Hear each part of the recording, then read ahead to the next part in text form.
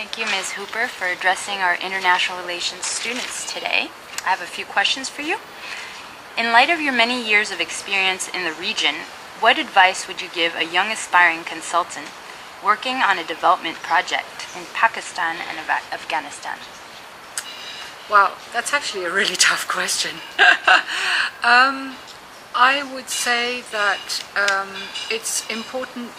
I think that it is necessary to be aware of the importance of fitting in with local cultures in order to maximize your ability to get your job done.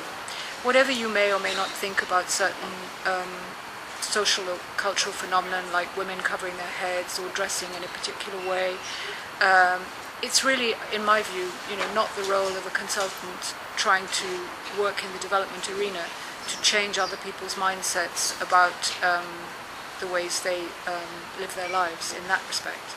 So I think this is important because it gives a signal to the people that you're working with that you are willing to try to understand and that you have respect for different ways of living, different alternative ways of viewing the world, let's just say. Thank you.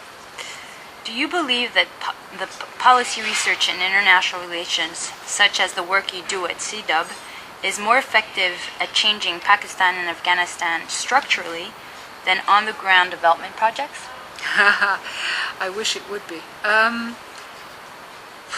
I couldn't possibly lay claim to that. I think that what we're trying to do in this policy research project is to enhance the level of understanding of different phenomena, different factors, different conjunctions of interests in order to develop better policy responses.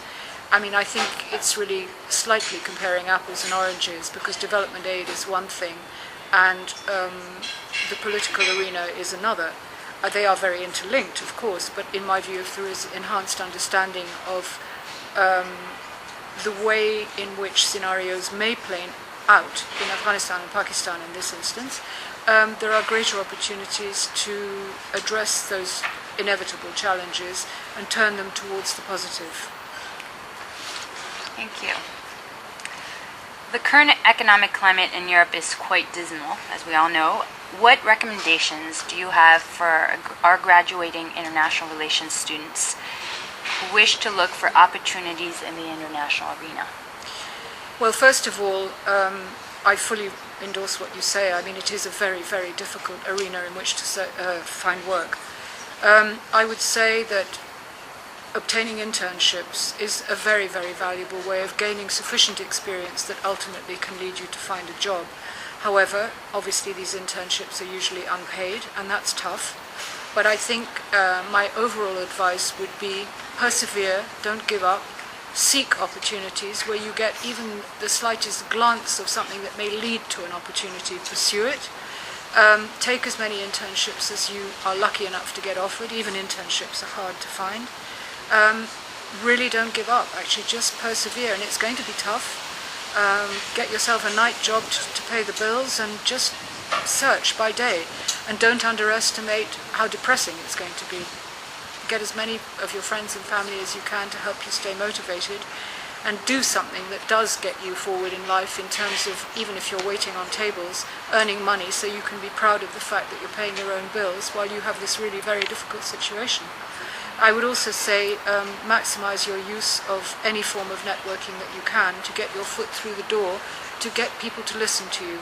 Because ultimately, if you keep trying hard enough on that, it usually ultimately does lead to some form of success in terms of finding a job. And I wish all your students the best of luck. It's really tough. It was a lot easier when I was looking. So I feel for them. But lots of luck anyway. Thank you very much, Ms. Cooper. Welcome. Thank you.